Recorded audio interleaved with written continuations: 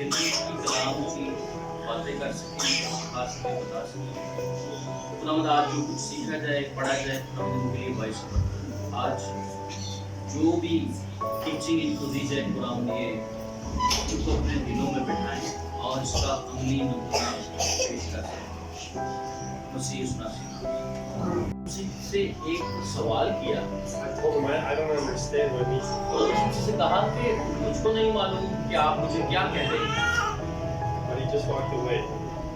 और फिर वो क्लास से चले गए। I found out later why he was stressed and ran. इसके बाद मुझको इस बात का इल्म हुआ कि खुदावंद यीशु मसीह मुझको क्या बात समझाना है। It's a verse I never remember reading in the Bible. और ये वो आयत है जो मैंने खुदा के कलाम में से बात पढ़ी।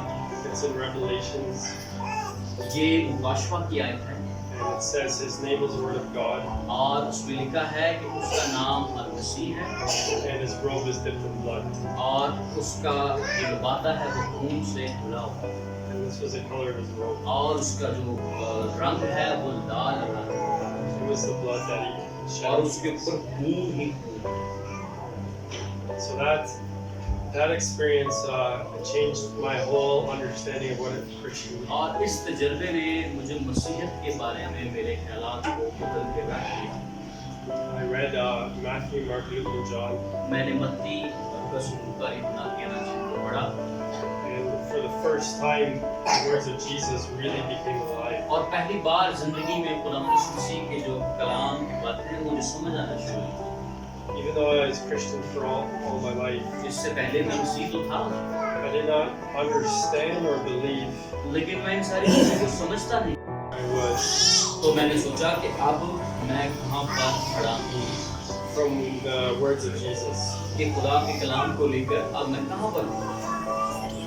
And Jesus had told, follow me to some of his disciples. क्योंकि खुदा यीशु मसीह ने अपने शिष्यों से भी कहा था कि तुम मेरी पैरवी करो।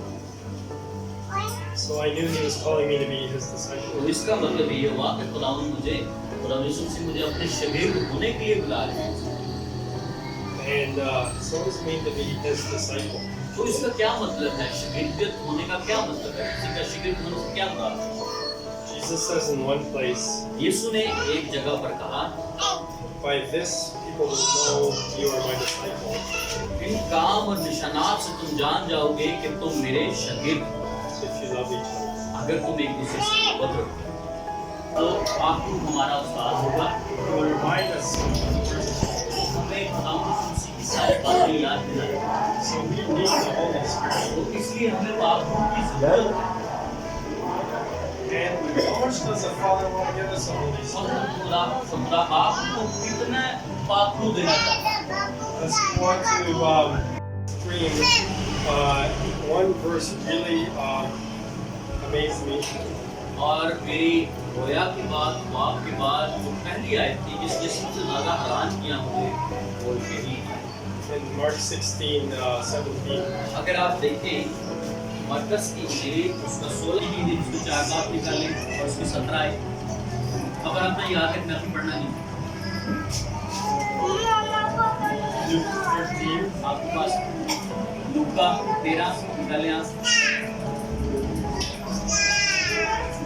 John बेटा आप निकालें 14 बाप, यूहन्ना का 14 बाप उसकी 23 का निकालें। Mark 16.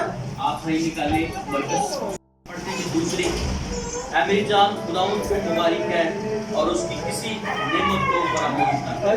वो तेरी सारी बदकरदारी को बख्शता है, वो तुझे तमाम बीमारियों से शिफा दे। आमीन। He deals with our sins.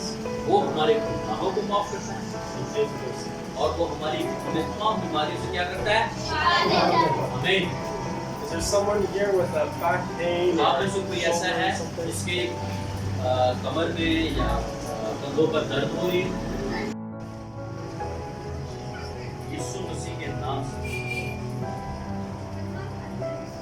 भी आप यीशु मसीह